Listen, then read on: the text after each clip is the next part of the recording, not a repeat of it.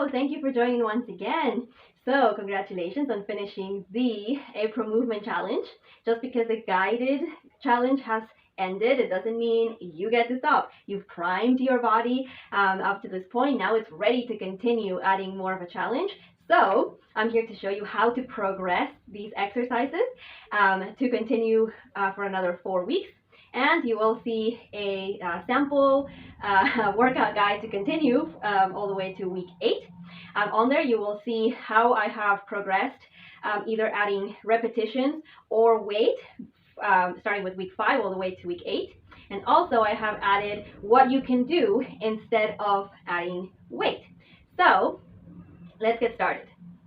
So, for the push-ups, we can stay at the wall, no problem, but we can step away from the wall a little bit more to create an incline and do the push-up from here. So if you walk away, you probably have to stand on your tiptoes just a little bit, but your hands are still at shoulder height and shoulder width distance apart. And remember that they can be a little bit wider if you want, but when you go down, the elbows need to stay hugging your body and not flare out. So step away from the wall to create an incline and then do the push-up from there. That's modification number 1. You can also use the edge of a sturdy table to do the push-up from there. So this will give you much more incline and it will make it more difficult. So go at your own pace. Another modification for the push-up is to actually go on the floor and do them from there. So we can do knee push-ups.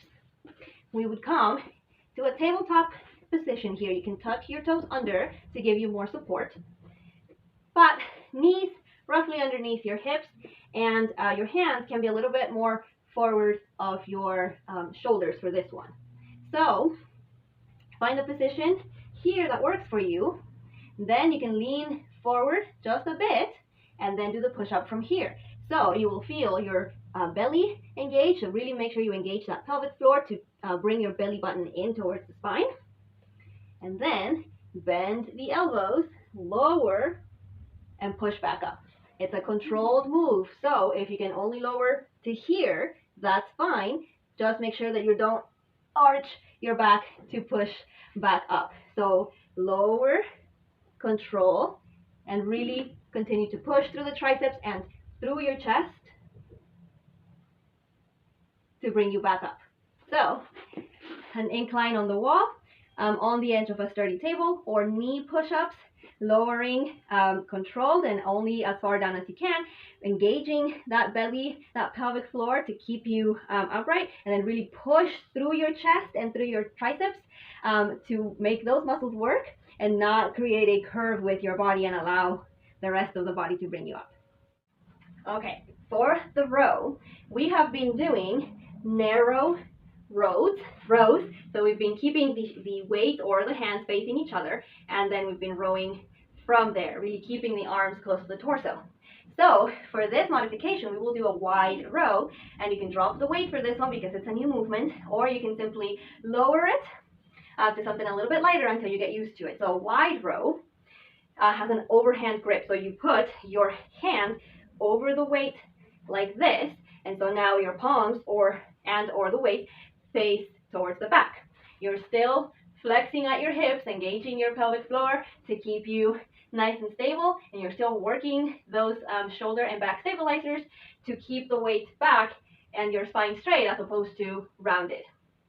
Okay, so from here, instead of rowing narrowly, we are going to row widely. So we're bringing the elbows out and towards the ceiling.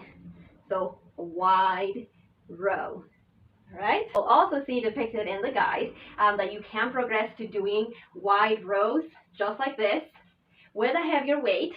But if a heavier weight is not accessible to you just yet, you can stay with the weight you've been doing and do a single equals 1. So it goes like this. You will row widely with 1, slowly down, with the other one, slightly down, and that makes 1 repetition. So you go right, left, that's 1. Right, left, that's 2. Okay, so remember, even though if you don't have the availability of adding more weight or it's not the right modification for you, you can still progress the exercise just by modifying it a little bit. So rowing single and counting that as one repetition will increase the intensity of the exercise. All right, for the abductions, I haven't added any weight to this one because the muscles that we're working are smaller and we are targeting our shoulders. So if you've been doing this without weight, maybe you add a 1 pound weight or a 3 pound weight. I wouldn't go past 5 for this one. So you can stay there with the 5 pounds and just continue to do the abductions as you have been, just regular. Or if you need a little bit more of a challenge, you can do, like we did with the row, a single equals 1. So you would go right, left, and that's 1. That's 2.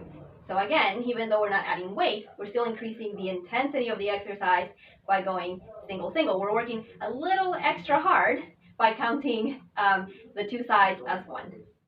All right, for the bicep curls, stay with whatever weight you've been doing. If you've been doing it without weight, then add a little bit of weight. If you are at about 5 pounds right now, you can stay with those 5 pounds and do single, double. So we do 1, 2, together, and that's 1 repetition. So right, left, together, 1. Right, left, together, 2. All right. You can, if you have already done 5 pounds, you can simply increase the weight to something a little bit heavier, maybe 8 pounds, and stay with doing regular curls. And of course, remember, you're curling and controlling the way down. Or if you've progressed out of the 5 pounds, but 8 pounds feels a little too heavy still, or you don't have additional equipment to add that weight, you can instead try hammer curls.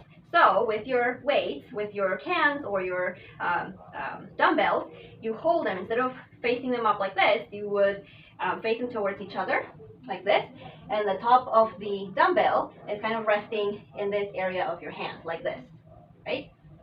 And then you would curl like that. So this is a hammer curl, right? It's like you're holding a hammer, but instead of going down and hitting something, you're coming from down and curling up.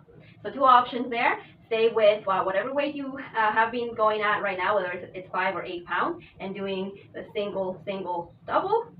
Increasing the weight to 8 pounds or something a little bit heavier, and either just doing regular curls or trying the single, double, or staying with a lower weight and doing hammer curls. And lastly, for the tricep kicks, we're going to do like what we just did with the curls, a single, double, right? So stay with whatever weight you've been doing right now, or go to something a little bit lighter if you need to. So get into position, and we're going right, left, together, 1, single, double, 2. All right? As you progress, you can, if you have the availability of doing so, add weight, so move up to 5 or 8 pounds, just increase it from where you are, and then simply go back to doing regular tricep kicks like we've been doing, so both at the same time. Okay, so this is it. Remember that this is just a sample guide, so modify as you need to, add or take away weights as you need to. You don't have to worry about what am I going to do now? I'm supposed to add more weight and I don't have any. So this hopefully gives you a little bit more information as to how to progress an exercise without necessarily adding more weight. So you have this guide that can hopefully help you do 4 more weeks of exercise. I've only depicted the strength training portion, so the lower body and the upper body. You can stay with the HIIT and the Yin Yoga from the previous 4 weeks. If those were challenging enough, especially the Tabata, just stick with that. I've always done 8 rounds of each exercise, 20 seconds of work, 10 seconds of rest. So nothing much changes there unless we change the whole routine, but you can stay with that all throughout. And then also remember that you can work the same body parts multiple times a week. So you can do Monday lower body, Tuesday upper body, Wednesday can be your active day rest. So maybe this is where you go for a walk or you do some stretching, or it can be your Tabata day. And then Thursday can be your lower body day once again. Friday can be upper body again. And then Saturday can be yin yoga. And then Sunday is your rest day. So figure out what works for you. Stay with this routine. Please, please, please. If you really are looking especially for changes in strength and in mobility, then hopefully this gives you a little bit more information as to how to vary that. Do try to increase the frequency of your workout. Like I said, try to do 2 days of lower body and 2 days of upper body. All right, if you have any questions, please let me know. I really, really want to know what you think of the guide and what you thought of the program overall. So thank you so much for joining. Thank you for sticking with us. I look forward to hearing from you. Bye.